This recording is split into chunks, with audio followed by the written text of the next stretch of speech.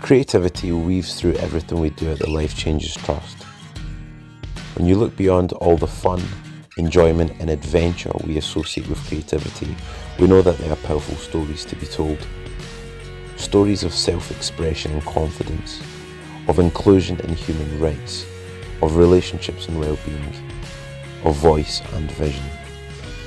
It's time to tell those stories.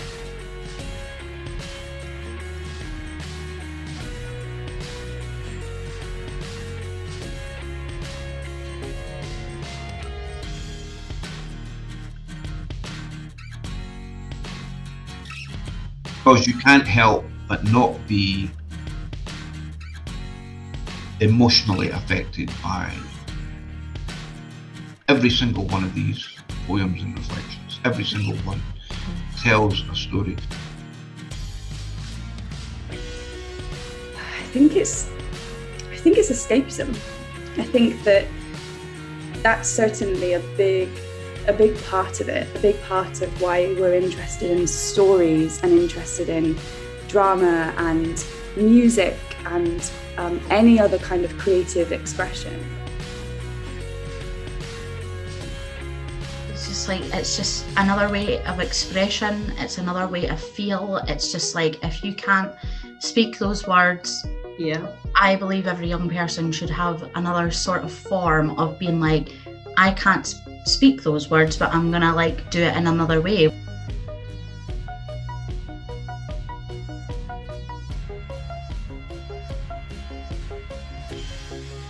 It can help you a lot, and it can allow you to kind of grow and develop as a person, because it allows you to kind of understand your feelings and your thoughts, and you can decide how to deal with them and cope with them from that.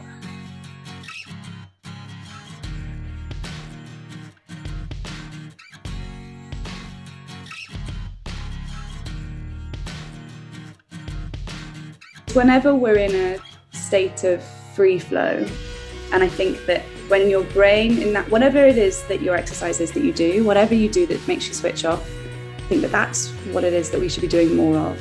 Those moments when our brain just calms down and we don't hear the bustle and the noise of the outside world. So the more experiences we can offer ourselves and the more we can encourage those methods of expression and creativity, the calmer we are able to become, or the more we're able to see. It's not about quelling that or softening it or quietening it. It's about just sitting in peace with that. And sometimes when you do that, the best work comes, I think. And I wonder that it's about giving space for those moments. Well, a really lovely good morning to you all, and welcome to the official launch of Voice and Vision. Fantastic way to start. That's a little bit of a taster of some of the projects we'll be looking at over the next 3 days. Hopefully that'll get you revved up a little bit for what's coming up. First of all, thank you so much everyone for joining us today. We are beyond excited to be hosting Voice and Vision alongside lots of our different partners and supporters. Huge thanks to them. I will just say that everybody on the Life Changes Trust team have been beside themselves with excitement for weeks. They may be feeling a little tired by this point, but still super excited. So we hope you enjoy some of the events that are coming up over the next few days. If you fancy joining some of them today, tomorrow or Thursday, and if you haven't registered yet, the link to the programme is going into the chat just now. So you can download that, thank you Kelly, and have a look at what else is coming up. In a little minute, my colleague Carol Patrick is going to give a little background to Voice and Vision and why we thought it was important to give creativity this kind of a platform.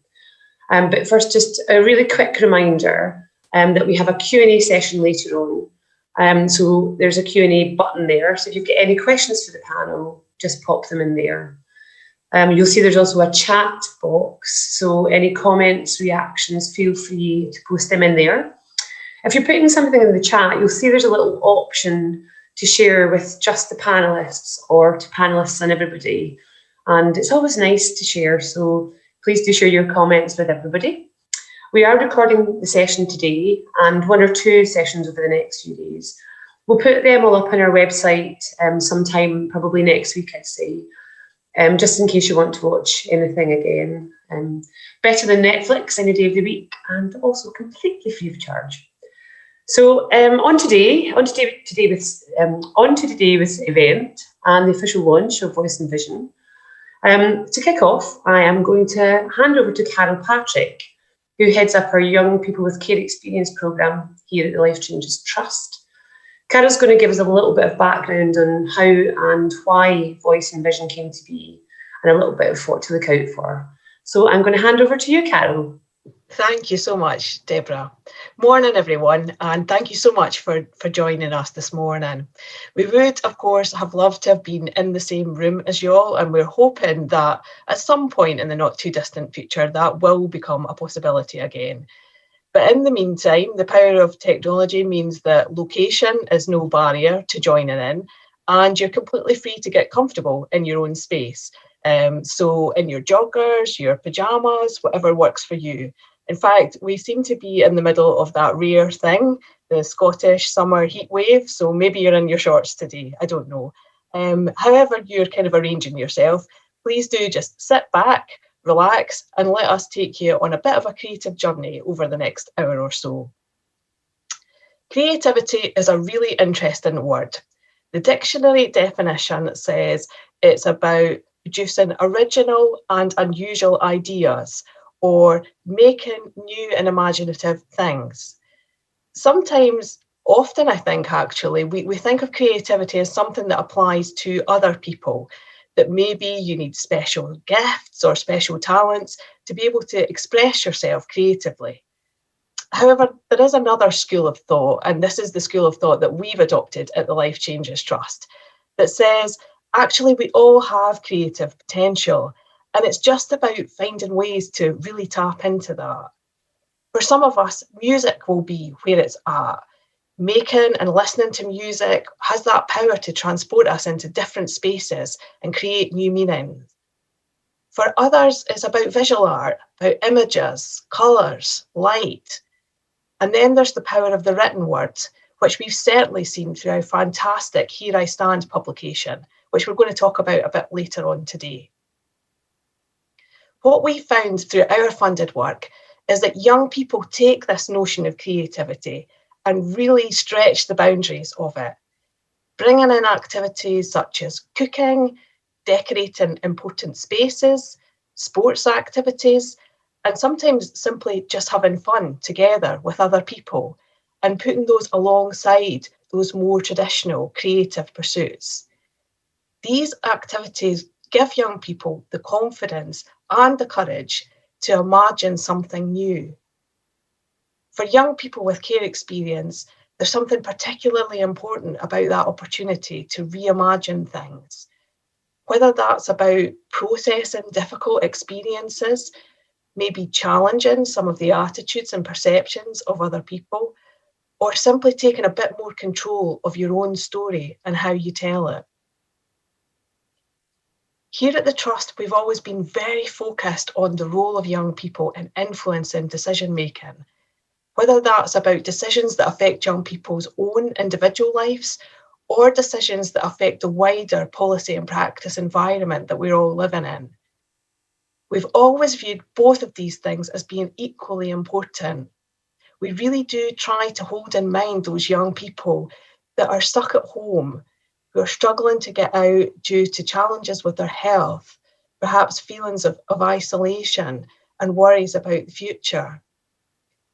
It's also been amazing, though, to see young people stepping forward in a range of different arenas, in champions boards across the country, in leading the Independent Care Review, and in holding decision makers to account.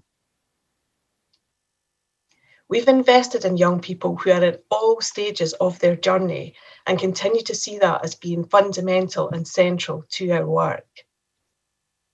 We've been really privileged, actually, at the Trust to have the space and the time to explore participation and engagement in all of its different forms. We knew early on that not all young people would choose to engage in traditional participation routes, but that did not mean that they didn't have important things to say. We asked ourselves, how could we reach out? How could we connect with young people who might feel there's no space for them? I think we learned early on that if we wanted to really connect with a diverse group of young people, we had to try to fund without a really rigid agenda.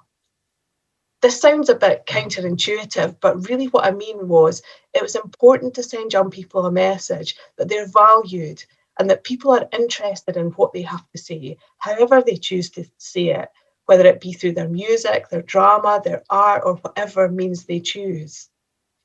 It was also really important that we went at the right pace and took our time where that was needed. This is particularly important for young people who might face being silenced in other ways, maybe because they're nonverbal, or they don't have English as their first language, or they experience literacy issues. We needed to give our funded projects the freedom to invest in creativity in all its many forms. We needed to do this in a way that was not too fixated on goals or specific outcomes. This can be really difficult for funders and for government. We like a bit of certainty in our work, but if living in a global pandemic over the past year has taught us anything, it's surely that ideas around certainty are actually something of a myth. We live in a very fluid and constantly changing world. And if we take an approach that's more about investing in people rather than investing in outcomes, maybe we can play more of a role in building the kind of society that can respond to the many curveballs that life tends to throw at us. So we've funded some projects that have been very focused on creative activities, and it's great to have Lorraine from the Lines Between joining us today. She's going to talk a little bit more in detail about them. But what we've actually found is that all of our projects really have developed creative angles. And this can take quite simple forms. For example, shopping for ingredients and creating meals and cooking food together. Our champions boards across the country have consistently talked to us about the importance of food and creating a space where young people can come together with adults who have a professional role and feel like they're on an equal footing. If we're serious about properly listening to children and young people, it's really important to create those kind of safe spaces that enable this to happen. Young people with care experience, as we know, can face many pressures in their life. Successes and a sense of achievement can be hard to come by at times, but introducing simple, creative activities can offer an opportunity to step away from some of those pressures and give young people a chance to feel a sense of progress and pride. For example, we've got a number of projects that work with young people who are both justice and care experienced, and we're going to see a film from one of those projects later. For young people in this group, there can be many reasons why confidence and a sense of achievement can be hard to come by. But creative activities build confidence and skills, they support well-being, and they offer young people that chance to see themselves in a different light. So why does all this matter so much, and why have we put together this Voice and Vision series of events that we're so excited about? Well, in February 2020, the Independent Care Review published its recommendations. And since that time, there's been a real renewed focus on the role of children, young people and families in decision making. The new Scottish Government has reaffirmed its commitment to keep the promise, and the recently published plan is making it really clear that there are expectations now on all services and agencies that have responsibilities for the care of children and young people, not just to listen and engage, but to act on what they're hearing. We also have a strong agenda now in Scotland around children and young people's rights, with a decision to incorporate the UNCRC into Scots law. In short, all services, agencies and organisations with a role in the care of children and young people will have to step up their game in the years ahead. It's no longer about a tick box exercise. It's time for participation and engagement strategies that are developed with children and young people that truly reflect their needs and their aspirations. It's no longer about one-off, one-sided conversations. It needs to be about ongoing dialogue and reciprocal relationships. The evidence that we're gathering at the Trust suggests that creative opportunities will be really key to making this approach work. As we've observed the creative efforts of our funded projects, we've been really inspired and really wanted to develop some of our own creative offerings. We're so fortunate at the Trust to work alongside an amazing advisory group of people with their own experience of care, and they influence and inform so much of what we do. Along the way, we've also employed interns and engaged other young people on shorter term pieces of work, really so that we can demonstrate that we're walking the walk, providing opportunities for young people to influence our work in the way that we ask our funded projects to do. Taking this kind of approach means that we can develop work and ideas from the perspective of young people. And this is where Here I Stand really came from. This book of poetry and reflections from young people with care experience, I would say, has really been a bit of a game changer for us at the Trust. It's honest, raw, brave, and incredibly uplifting all at the same time. It offers that really rare gift, the opportunity to truly walk in someone else's shoes. But it also gave the writers complete control over how they wanted to tell their story in a way that was meaningful to them. Here I Stand has brought new people towards us at the Trust, which has been absolutely fantastic. And we knew we had to build on that. Voice and Vision is really the next step on our creative journey. And we can't thank all our partners enough for getting alongside us on this venture. Self-expression is vital in so many ways, whether it's about its ability to heal, its ability to support personal growth, but also that ability to inspire and educate and inform other people. But as we know, there can be another side to that. It can come at a cost. We're always mindful of having those really thoughtful conversations with young people about what they're sharing and who they're sharing that with. How might you feel about this in 5, 10, 20 years' time? And how might the people who are connected to your story feel? Creative projects, whether they're writing, drama, music, photography, crafts, filmmaking, whatever, they help young people express what matters to them in a way that gives them full control. They can decide what to share and who they share it with. This is really critical to building trust and enabling young people to be properly heard. There are so many stories about care experience, as we know, and many of them are hurtful and inaccurate. Creativity challenges that. It gives narrative power back to people whose stories are complex and human. It also offers an opportunity for a dialogue with a much wider community. And this really brings me on to my final point. Public attitudes really matter to children and young people who are care experienced. We only have to think about the last time that we saw a council announce that it was going to build a new children's home in its area to understand the truth of this. The resulting public reaction and the way that it plays out in the media, it's rarely positive. Children and young people can internalise these negative attitudes, and it can colour the way that they think about themselves, sometimes with lifelong consequences. Realistically, we're not likely to engage people in research reports and policy documents if they don't have a lot of connection to this field. However, it is possible to reach a much wider section of the population with publications like Here I Stand and public exhibitions like the Journeys in the North that we saw in Inverness. These creative outputs offer a different narrative of care experience, and open up opportunities for fresh conversations. So, I hope that I've given you a bit of context on why we think creativity is such an important tool in engaging with young people and giving them that opportunity to express what's important to them. I hope I've also conveyed some of our passion and enthusiasm for this area of work.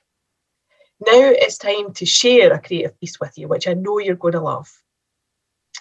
In November 2019, 6 care and justice experienced young people embarked on a creative journey with artist Scott Lang to explore the social and political landscape through their own experiences. The young people worked with the artists to develop their own narratives. They explored themes relating to homelessness, mental health, criminalisation, education, employment, and perhaps most importantly, relationships. The works they made not only showed talent and skill, but also conveyed poignant messages about their experiences through creative expression. Here is Artivism, art as activism. Thank you.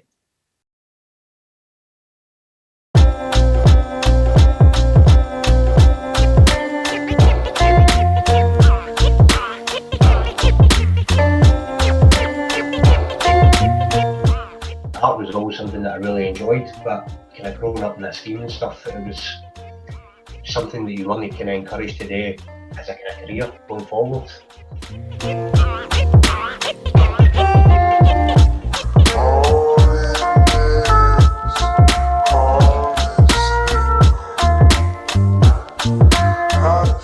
The care experience kids as well. They do have lots of worries, they do have lots of fears, so they need an outlet for that.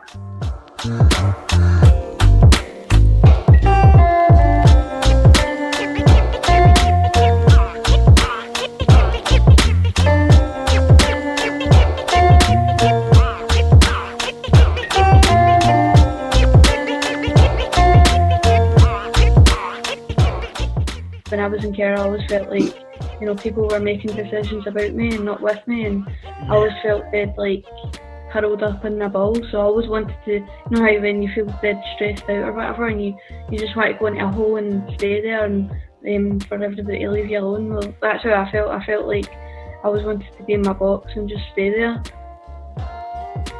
Before you've even got into the placement, they've already made judgments about you because they've read your file and stuff like that.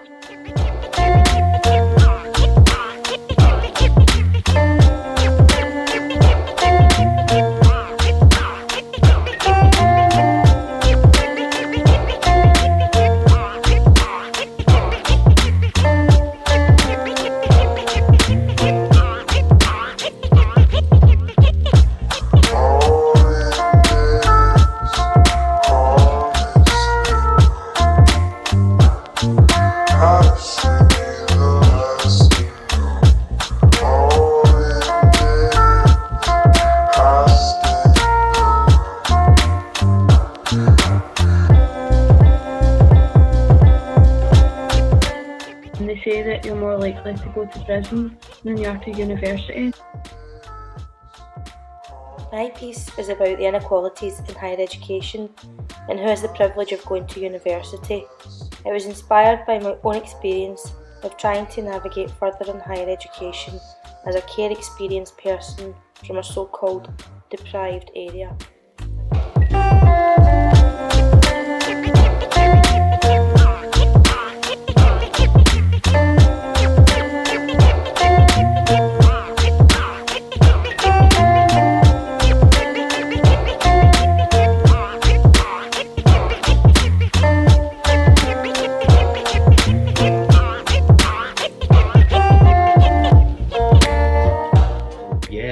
To give these kids a voice, these young people a voice, in a way of actually kind of getting those feelings across, it really kind of impacts me.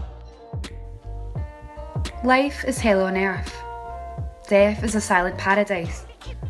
Life is hard, but sometimes worth the fight. And sometimes not worth the fight. Everyone has a light inside them. Some are brighter than others. Some lives are cut short. Others turn off the light inside of them.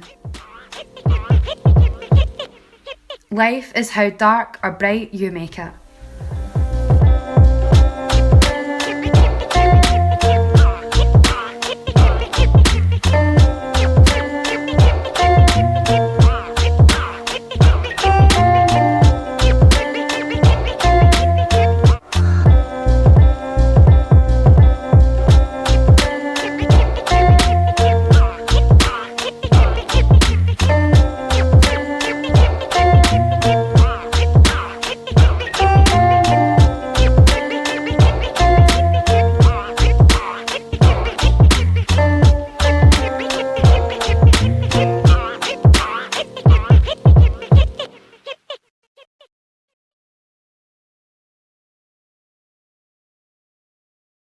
Huge thank you to Articulate and Youth Justice Voices.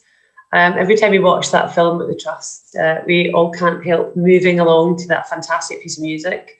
Some of us more like dad dancing than others, but that's just me. That film is just a really clear example of how creativity can support young people, you know, to find their voice and to tell their own story. Thanks to Carol Patrick. She'll be joining us in the Q&A panel in a little bit. So don't forget to put any questions you have in the Q&A box. So as we saw from that film, positive and honest relationships really sit at the heart of many projects that we fund here at the Trust. And Youth Justice Voices is a fantastic example. We've invested in the growth of relationship-based practice across a really broad range of creative projects.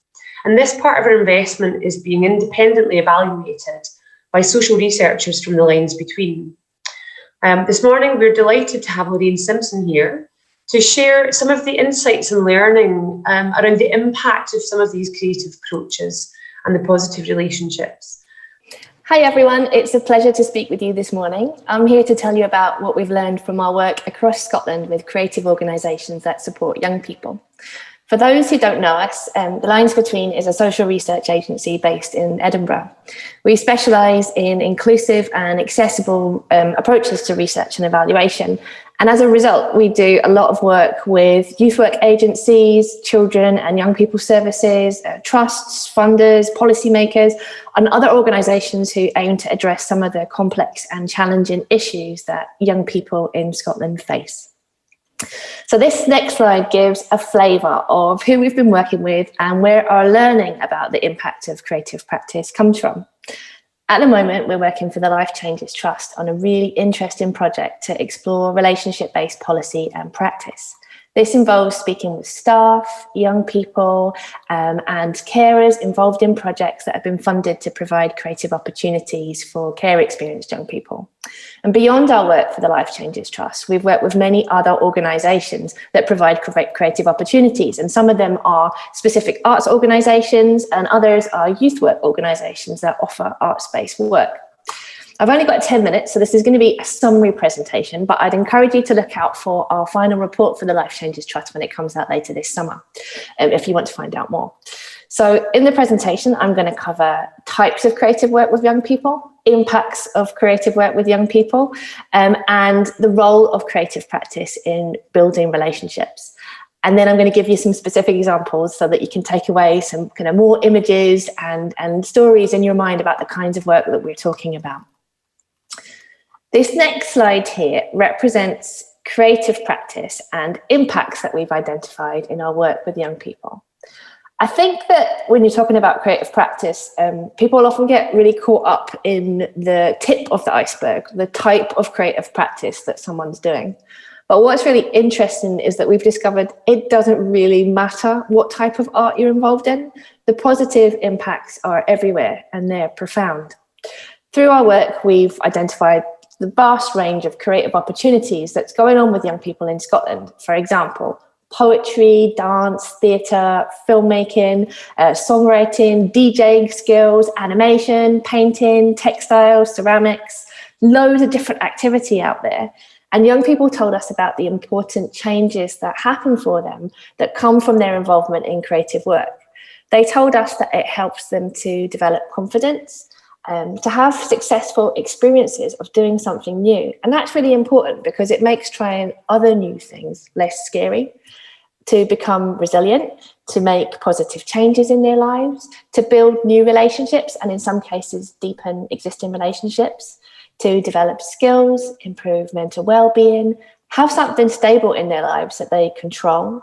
In some cases, to get recognition, win awards, or like today, have their work shared and enjoyed and recognised by others, to express themselves and process their experiences and tell their stories, to feel a sense of belonging through having a space to listen to others and bond with new people that they've got a new shared interest with, to develop self-esteem, to become better at group work, and to become kind of more comfortable in responding to feedback about their practice and have conversations about their thinking process when they're doing some kind of artistic work, to have opportunities to contribute to their community or to Scotland or to a group, and to have different ways to take part in joyful activities. And some of the online formats that creative practice has been delivered in the last year has been really important for young people, particularly those who might kind of have issues and face barriers due to anxiety.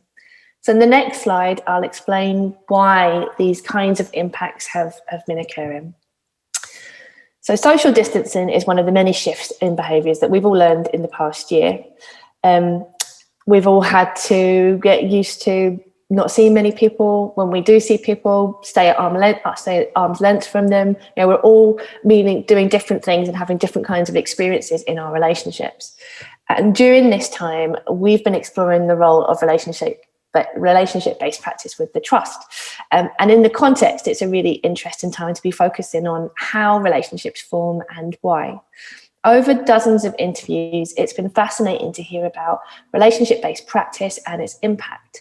We've seen evidence about how relationships develop between staff and young people, even within the pandemic restrictions that we've been going through.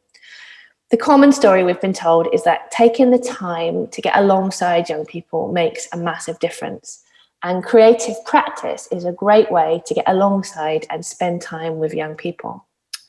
Pre-pandemic, a project that wanted to support young people or were looking for young people's opinions might have sat down, with young people around a table with some snacks and kind of started a conversation.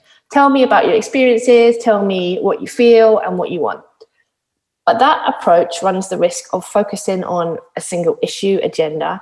It jumps in at the deep end, and there's a distinct power balance at play in that conversation. There's someone that's asking the questions and someone that answers them, and it kind of sets roles for everyone to play in that conversation.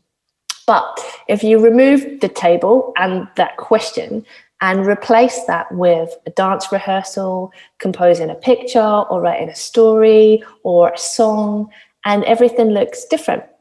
Everyone's on the same level. They're sharing creative ideas. They're getting caught up in the excitement or frustration of a piece of work. They're trying to make sense of a new art form or a situation, making mistakes together, dealing with poor Wi-Fi connections or disruption in the background.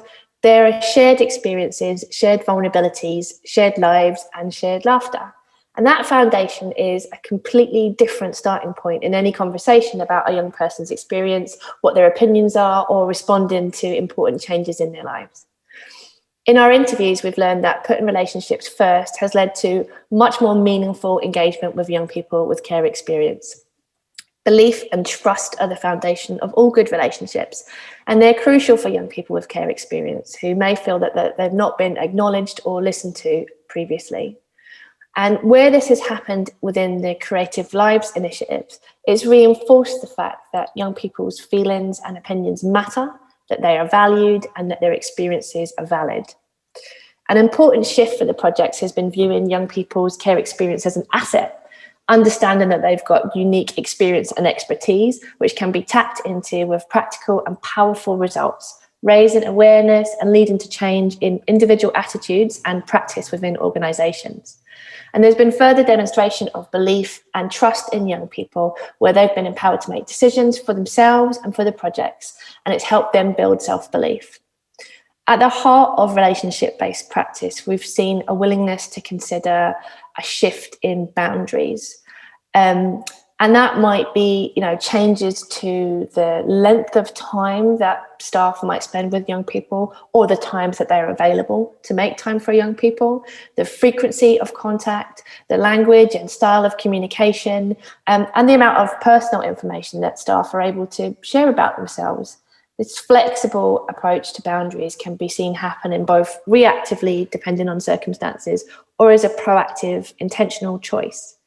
Even across this difficult last year, a time of social distancing and relative isolation, we can see fantastic examples of what creative engagement means and its power in forming strong, meaningful relationships and making young people feel engaged, listened to, supported, and empowered.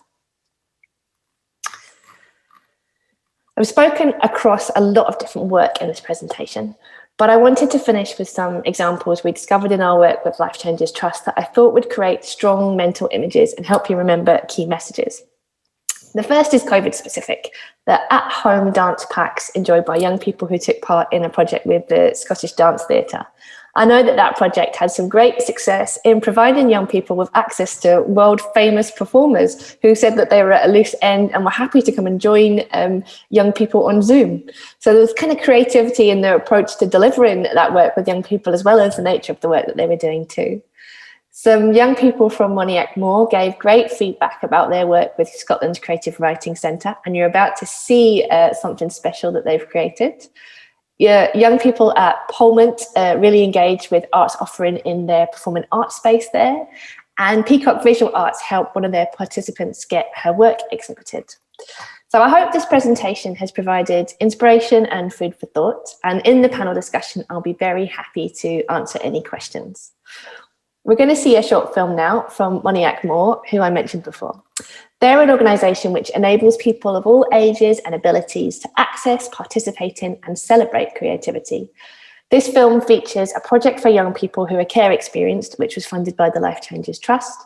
Young people can participate in all manner of creative activities: poetry, filmmaking, drama, role play, street art. And this film shows it's that creative activities can allow young people to express themselves and their experiences in a way that they might not be able to otherwise. So we're off to the Scottish Highlands now to find out more. I want to grow and strive for success. We should all grow, or else you get left. So we work with young people that are care experienced from across Scotland, anybody between the ages of 14 and 26. We are in the third year of the project. We've had all sorts of amazing opportunities. We've had filmmaking, drama, role play, and at the moment we are doing a street art project where we're painting a 10-metre wall. They're going to be doing a mural with spray paint, and that mural is going to be an expression of who they are and what they think and how they feel. So I'm here today to try and tease some of that out of them, get them thinking about their identity, get them thinking about what makes them unique and individual. So we started off talking about place, where they're from, how they feel about where they're from, the language that they use, what it means to be young in the modern era, especially the pandemic era, how that's affected them, what the issues that are on their mind, what do they worry about for the future. And hopefully by the end of this, we will have so many ideas that they can translate into visual terms, so images that they can pick out that they feel represents them. We should all grow, or else you get left. Making myself known, get ready for me, believe in prophecy. Alan has been very good with the young people, and he has set up a very good level of confidence, and where they felt totally free to express themselves, how they felt during the lockdown, which was the main subject for our mural. The project, I think, is different things for different people. Some of the young people that come maybe come to a poetry workshop because they have a particular interest in poetry. Others because they've never tried something and just want to give it a shot. You caused flames to ignite in this rarely used pen to write. You think you're broken, but don't you see there's beauty in that?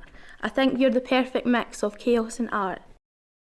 Yeah, I think what's really important about the project is it's working with care experienced young people, and obviously, I mean, lockdown and COVID has been hard for absolutely everybody, but being able to get a group of young folks here and being able to explore their experiences of lockdown as well has been really important. Alongside the individual pieces that people have come up with, we've also created a group written performance poem about our experiences of lockdown, and that's been put to music. I said certified freak, 100 nuggets a week, yummy ass nuggets, back for part 2, woo. We've been recording their material for the last little while. There's been quite a broad range of stuff. There's some MCs who've just gone for full hip hop tracks. There's been some quite introspective spoken word poetry that Steve has fit some music to. It's been brilliant working with the guys that I've worked with before, some of them are new as well. Lots of people who have lots of different sort of understandings of the process already. Some of them come in to work with me already knowing what they want to do musically. Just one of those phases. Why do I feel so sorry? I've done nothing wrong. Some of them are much more open, so it's been quite a good collaborative process with them. Kinda weak, don't know my calling. Should admit defeat or just start stalling. 2020 has been a very strange year, and this street art project was originally intended to happen in August. We couldn't do it because of lockdown, but we managed to get everybody to come back together now in October. We've battled the rain, we've battled the wind, we've got tarpaulins hanging from the side of the building to try and keep people dry, and the young people haven't been fazed by it at all. They've just got stuck in. Seeking adventure, trying to fuck going anywhere without income and pressure. I think one of the big problems that we had was confidence, and they were so scared to make mistakes that so very often what I would do is show them how you make a mistake, you know, so that put them into a situation that it's okay to make mistakes, because if they don't make mistakes they can't progress and improve. Living in a tiny box with multiple different sections, sick of seeing bloody walls in need of some attention. Moniac Moor is an incredible place that's just really relaxing to be here, and if young people want to come and just hang out in a safe environment, that's fine, that's great. It's a completely different world from what I'm used to back at home, and it's where I guess I feel the most happy and inspired.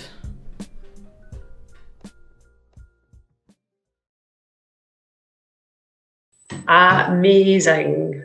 That was absolutely brilliant. There must be something in the water up there. The creativity was just absolutely astounding. Thanks everybody from Moniac Moor, everybody who took part in that project. It's just fantastic. Okay, so now it's time for a short Q&A session. Remember, you can pop any questions you have for us in the Q&A box, and any comments, of course, in the chat. Morning. Hi, everybody.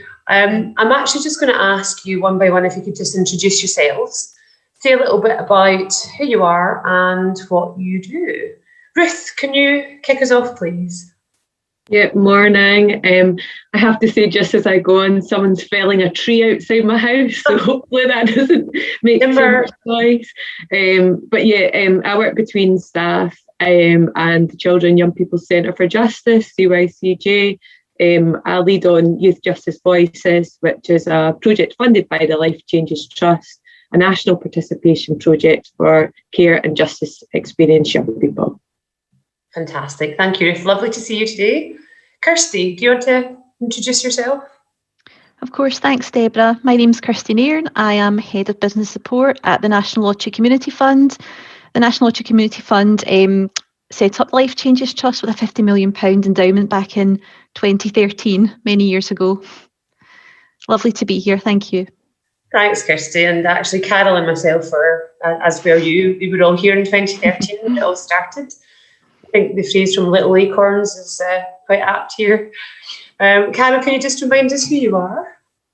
Yes, thank you, Deborah. I'm Carol Patrick. I'm the Director of Evidence and Influencing for the Young People's Programme here at the Trust. Thank you. And Lorraine, hello. Hello, I'm Lorraine Simpson. I'm Managing Director at The Lines Between. We are a social research agency. So my days are spent kind of having conversations with young people or staff and people exploring kind of what's going on in their lives and what's making a difference for them and what impacts might be kind of occurring for them. And then making sense of that, doing analysis and writing reports and telling those stories. Fantastic. Thank you. Lovely to have you all this morning. I know you're all busy, so we do appreciate it. Ruth, I'm going to start with you. The Life Changes Trust has been privileged to fund some fantastic projects with staff, and we can see how they're engaging and empowering young people with care experience.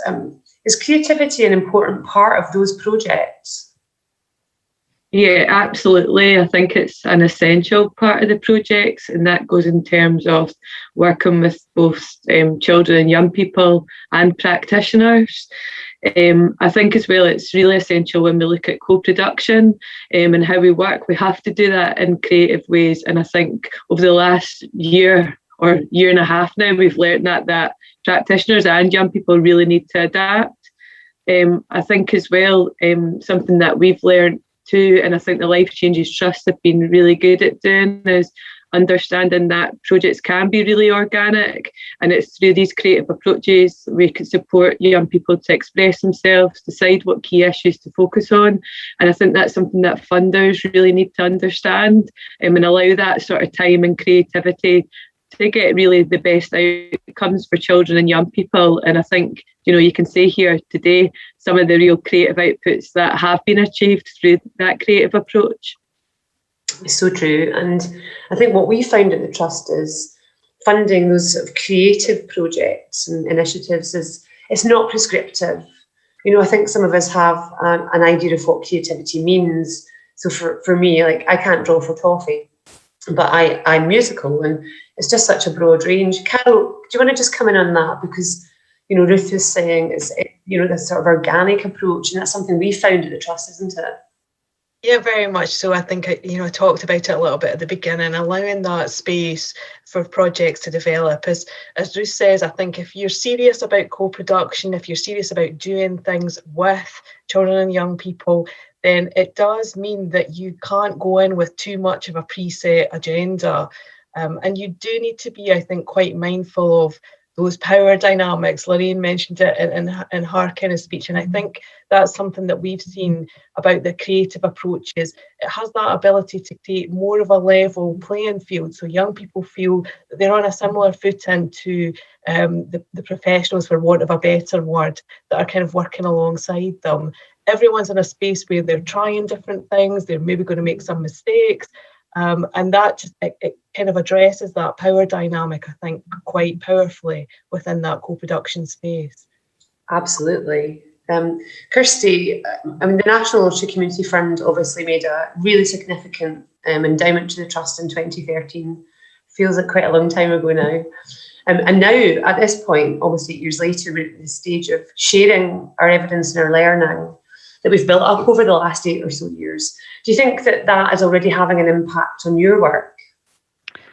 I think it is. So we obviously chose to invest in an independent fund, the Life Changes Trust, so that you could offer more flexibility, take more risks, and pursue transformative change for young people with care experience in a way that at the time we couldn't do through our own grant making.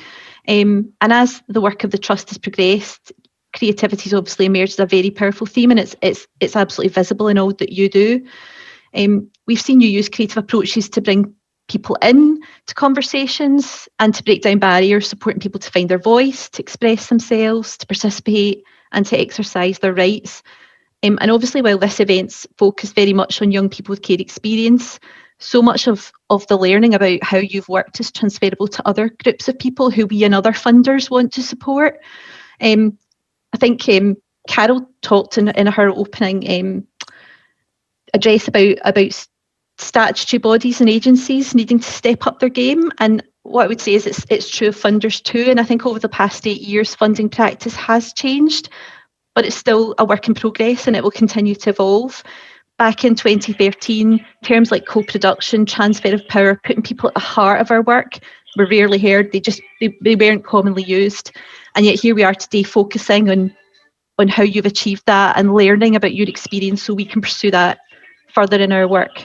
And I guess as Ruth and Carol have just highlighted, it does come with challenges for funders about being comfortable with uncertainty, about the lack of structure, about accepting a sensible level of risk. But this event is going to showcase why it's important, the impact of working this way, and it's also going to share some great ideas about how to support more of it. Absolutely, and Kirsty, you mentioned flexibility, and I think Carol probably wants to say something on this. When we started in 2013, we had quite a lot of new ways of doing things, and flexibility was one of them, and creative pursuits just really stamped flexibility all over it, and we were learning about it as well, and the impact that flexibility would have, and we've been sort of collating all of our evidence, and that's really something that through our creative and active projects, Carol, we've really seen that making an impact.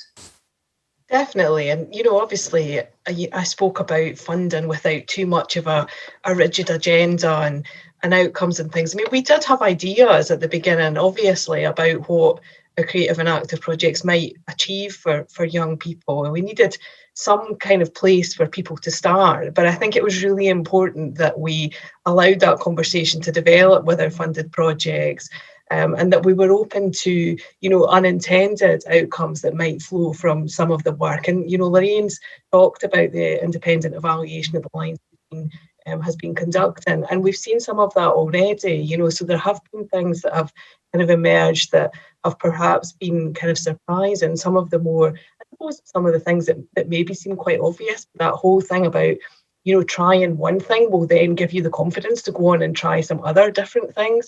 And I think it's easy to forget how daunting that can be when you're younger, and when you might have experienced quite a lot of barriers in your life, as we know that young people with care experience can do. Yeah, absolutely. And we've got a few questions in the Q&A box. Before I come to them, I'd just like to ask Lorraine, you were sharing some amazing findings, and that evaluation presentation is superb. When you were carrying out the evaluation itself, was there anything that particularly surprised you about the connection between creativity and relationships? I think one of the things that came out from the work was one of the reasons that it was so powerful in the relationship element of it was often a new experience for the young people that were involved. And this links to Carol's points about barriers. Like, there are loads of different barriers to participating in creative activities. Some of them can be expensive. It can be difficult and daunting to find a tutor, for example, or you might need, specialist equipment like, a piano or an instrument, or you might not have the space and stability to have a stash of pens and paper or a place where you've got some quiet space, or someone that encourages you, someone that wants to see the things that you've made and gives you feedback on it, and that you feel that you can trust them with that vulnerability of sharing something that you've made. So I think that one of the really powerful things that we heard in the conversations with young people and practitioners was like the trust that the sort of leap of faith that young people needed to take, and on all the work that went on in the early stages, as we saw in that video, of like making young people feel like it was okay and that they weren't going to be humiliated or shamed or do something wrong in this creative process. And because that work was done, then that had so many other implications in terms of relationships. People learned about, barriers and flexibility around barriers, about that, taking on feedback and how to deliver feedback to someone that might feel threatened by that or might have had really bad experiences and been rejected in the past, and how to have those kind of conversations. So the art itself, was a medium that people enjoyed and became skilled at. But the things that went on around the art were the things that made that relationship and made that really important connection. And the connections varied. So, there were connections obviously with the practitioners involved, but then also with peers, or, sometimes it was a kind of one-to-one tuition thing that was offered, but then there was access to experts and mentors, kind of building your almost professional relationships and connections and network around something that you might go on to pursue, in your career as an adult. So lots of different kinds of relationships formed, and the process, the work that went on around the creativity was really important in building those relationships. I just wanted to link back to the point about flexibility as well, and I think funders are in a really interesting position at the moment, because it's out the box now. Like, funders have had to have been flexible over the last 15 months, and projects have shown that they can deliver and it does work. So I wonder, are funders going to try and go back to the rigid models that they had maybe more control over, or are they going to be like, well, actually we can work in a different way. There isn't really an argument for going back to that way of working. So yeah, I'm interested in hearing what people have got to say about that. Yeah, that will be interesting to see how that develops. I mean, you're right, there's some kind of barriers that have been shattered, never to be replaced in that sense, in terms of how not just practitioners but funders themselves actually work. We have a question that's come in and says, I love the projects that have been featured, such valuable work, and great to see the exceptional levels of engagement from young people with care experience. This is probably a question that Carol and Kirsty want to come in on first. How do we continue this? What are your thoughts on sustaining this activity, which is super important? Mm-hmm. Yeah, I mean, I'll kick off and then obviously Kirsty can join in. I mean, obviously partly for us, these events, the independent evaluation that we're investing in, it's all about kind of showcasing the evidence of the impact of this way of working, and obviously our hope is that people will want to build on that and further develop it in the future. We're coming to an end, but, the people that we've worked with are absolutely out there, and we've got, people like Ruth who are absolute kind of advocates for this way of working, and I think they'll continue to go on and kind of have impact. But obviously, we live in a real world, and Lorraine's mentioned it. Some of these projects, partly what it's been about has been actually, giving young people budgets for equipment, for example, and that is a barrier at the moment for young people taking part if they don't actually have the right equipment and tools. So there is a need, I think, that, find ways to resource that, and there are different roles for different people within that. I think obviously independent funders have got a role to play, and we will be taking our evidence and our findings to them in a very proactive way. But I think there's also lessons there for corporate parents, and what are corporate parents doing to support their young people to achieve their potential. There's often quite a focus on, protecting them from risk and protecting them from harm, and maybe not the same kind of attention paid to what is this young people's needs and aspirations and how can we support that. Because often you're talking about, we found this through our individual grant work, very small sums of money making an enormous difference to what young people can do. Being able to own your own musical instrument or your arts materials, as Lorraine mentioned, that could be the thing actually for a young person that can mark a real sort of turning point in their trajectory. So I think there are kind of various messages for various different people. We are obviously keen to play a part, but we need partners alongside us to do that. Yeah, and Kirsty, we were talking about, how funders work, and just going on what Carol was saying. What's your response to that? I think partnership is a key point here. I think Carol's absolutely right. So obviously we're working closely with the Life Changes Trust at the moment to share the learning from your work, and also to share that as widely as possible with our partnerships and to stay engaged in that conversation.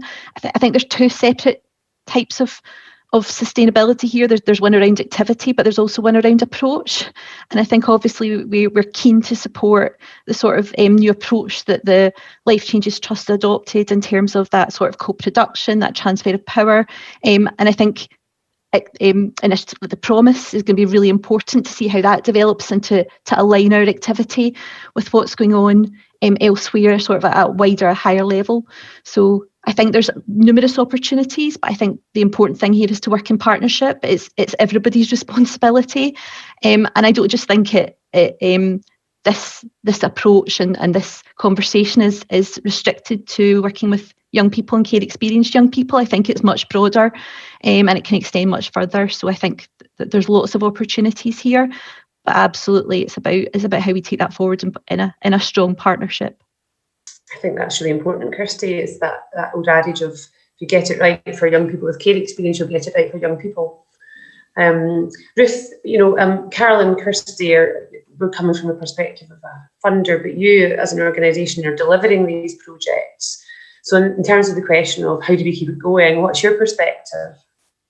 I think it's been really clear from like the young people involved in both Youth Justice Voices and Project Return is they want to build a legacy. They've seen, I think other things that we see as an organisation is wanting to see longer term funding. Like we're in the third year, it's been really important. I think we've achieved so much. The young people really have been incredible. But it's also taken that time to where they've also developed that confidence, like we talked about with the transfer of power as well, where they want to take on more things, more roles. They've got more ideas for the project. So you're wanting to sustain that into the future. So that's one of the things we would like to see is more longer term funding for projects. I think also all the things we've talked about, that element of flexibility, and I think some of the challenges is when you're actually coming to apply for the funding in the first place, you've obviously got that idea and premise of what you want to achieve, but you want to develop that further along with children, young people, or whoever you're supporting in terms of co-production or participation. And I think as well, projects which really value and funding towards what make sure we recognise the importance of relationships, the time we need to do that, and also the resources that we need to do things properly, from whether devices or just resources which will support, collective voice, or also individual people's needs and aspirations and their reasons to want to stay involved and feel rewarded and benefited for their participation as well. Yeah, and we've had a comment in Ruth saying that in complete agreement, sharing the outcomes with other funders is, a great move, and that is something that the Life Changes Trust, with support from National Local Community Fund, that we will be doing over the next 10 months or so. Carol, I'm going to put you on the spot a little bit here. Are there any particular creative approaches that the Trust has taken? I'm not asking you to pick your favourite, that have particularly stood out for you in terms of what surprised us the most, or indeed in terms of impact? This is like a question of choosing your favourite child or something. Sorry. There's so many, I know. Yeah, they really have been amazing. And I think what's been notable, actually, it came up in the Moniac Moore film when the artist guy was talking about, young people's fear of making mistakes and getting things wrong. And actually, that's something we can all relate to. You talked about the drawing thing. I'm exactly the same. Always wanted to draw.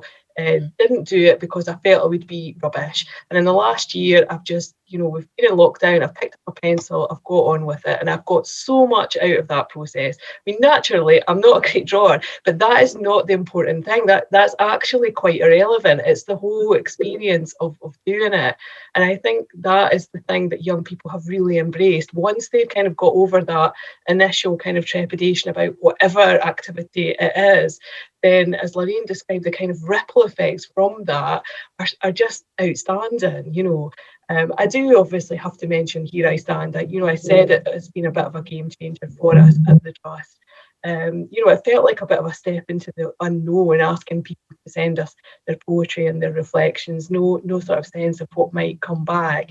But it's just so powerful, and people have said, actually, you can get more insight into people's experiences through reading that than you can potentially in a 200-page research report. And I think there's a real truth in that, but absolutely, I think everything that we have seen, and the quality, the quality's been high, and we invested in these projects so that they could produce quality outputs, because I think that is part of the experience for young people.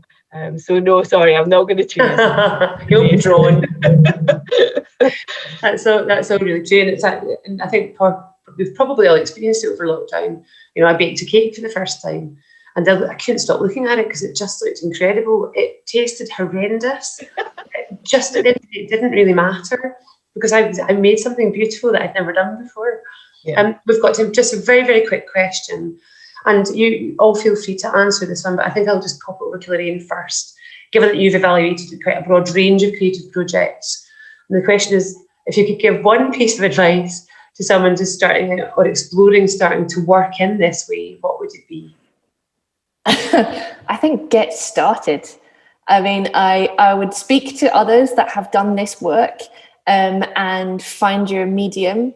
I would make it as accessible as possible. So if there's any kinds of equipment or things like the Impact Arts, for example, who we've worked with, they provided packs for young people during lockdown. So they had things, and that got them excited about the work that they were doing, but it meant that they had everything that they needed to get involved, but also listen to the young people and take your time. I know, for example, that some young people didn't have their cameras on and had their mics muted in some of the online activities that they were first participating in. And then over a period of weeks, they started to take their mic off and show their face. And then, by the end of 12 weeks, they're sharing examples and getting into conversations. It's just that knowing that this can be a very big deal for young people and thinking, just having the confidence to go, we're on a journey and we're going to get there with them. So I would be like, make it happen, give the young people the resources, and be very, very flexible in the participation levels at the beginning, because people need to do it at their own pace. Sound advice indeed. I think we've probably just run out of time, I'm afraid. We could play there all morning, I think. I just want to thank you all, our lovely panel, for joining us this morning. I know you are all really, really busy, and we hugely appreciate it. But you may take your leave of us now. Thank you so much again, and goodbye. We're nearly at the end of our grand launch today. But to whet your appetites just a little bit more of what's coming up over the next 3 days, the lovely Mary from the Life Changes Trust is going to give us a little bit of a whistle-stop tour. So over to you, Mary. We do indeed have an amazing 3 days ahead of us, and we're so grateful to everyone who's been involved in making this happen. From the young people, first of all, who've shared their talent with us and trusted us with their creative pieces and their stories, to the event partners who truly believe in this way of working because they know the positive transformational impact that it can have. To all of you here this morning and everyone else who's signed up for a workshop just because you want to learn a wee bit more or share your skills or simply participate in an event that's focused on promoting positive relationships and reframing the narrative around care experience. Working for a funder is a privilege, and that's especially so for us here at the Life Changes Trust. We've got the permission, the ambition, the space and the resources to do things a wee bit differently. And even as the Trust shares learning and accelerates towards leaving a positive legacy, we do this in a way that elevates the voices of young people and in a way that continues to provide opportunities for those young people to participate, to advocate and to experience new things. And all of that is embodied in the Voice and Vision programme. We're so excited to have a varied programme that's focused on fulfilling a couple of actually really simple ambitions. We want Voice and Vision to highlight the importance of creative approaches by sharing learning from a range of trust-funded projects and also other creative partners. That learning is particularly focused on key themes that they consistently emerge in our work alongside young people.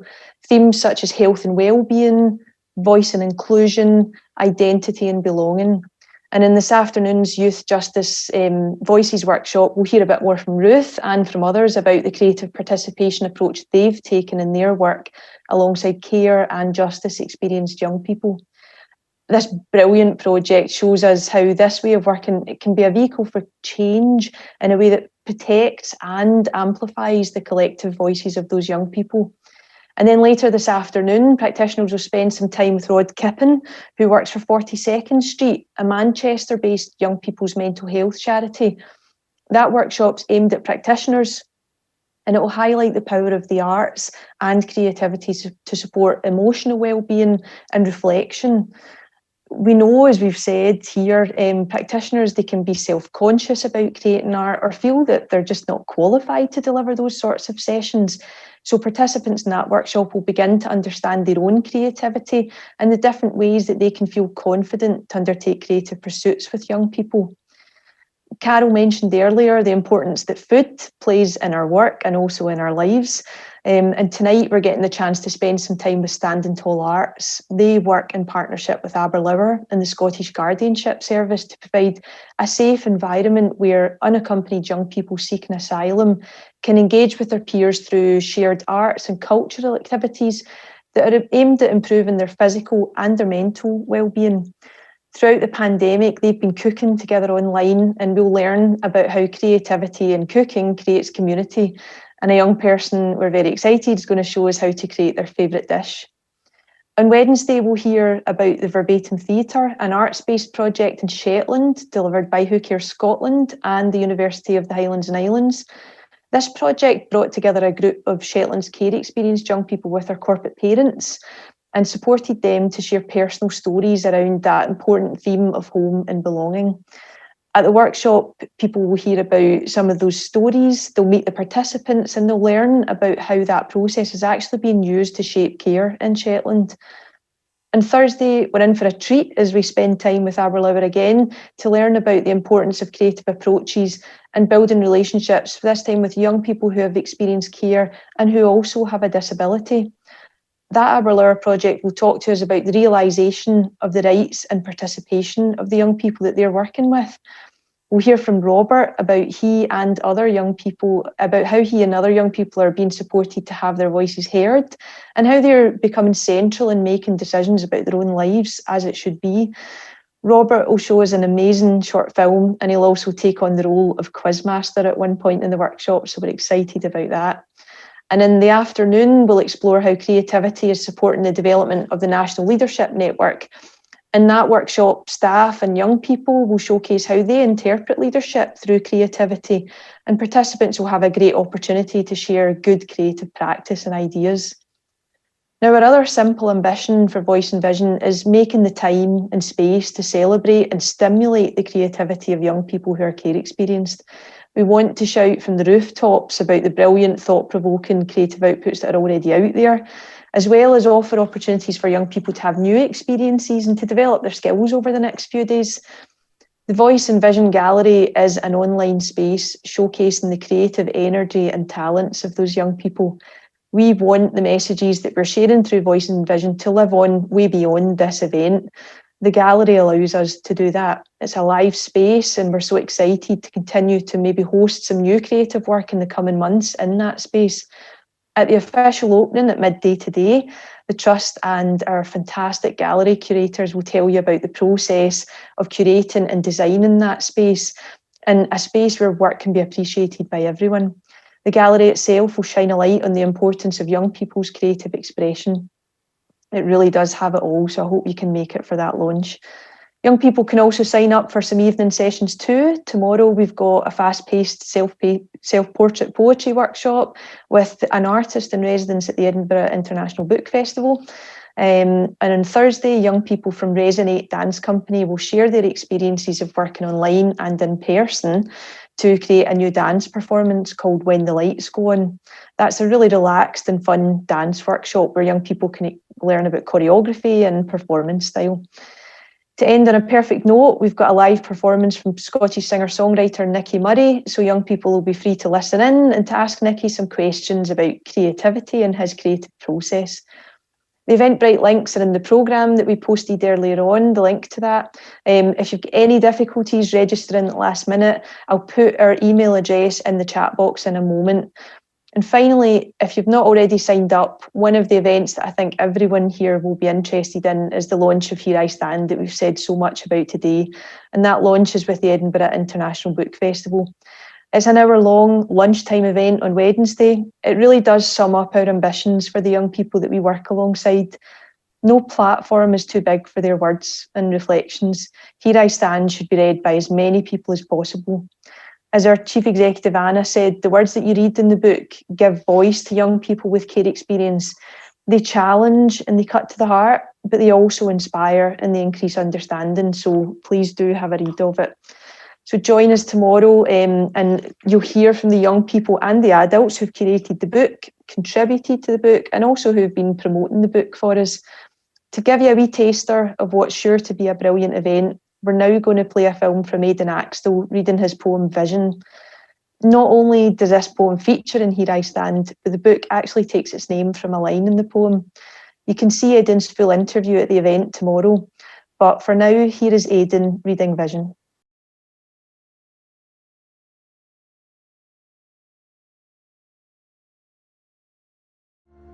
Vision by Aidan Axtell.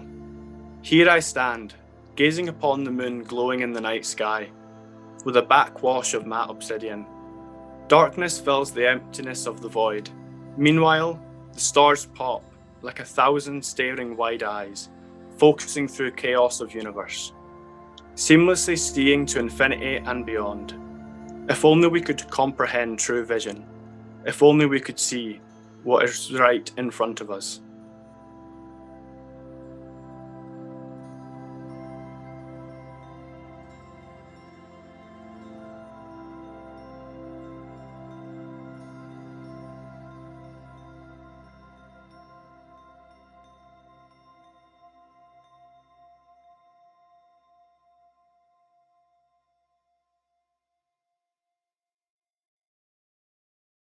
Fantastic. I've seen the interview with Aidan, and it's just what an amazing guy, and what a really talented guy as well.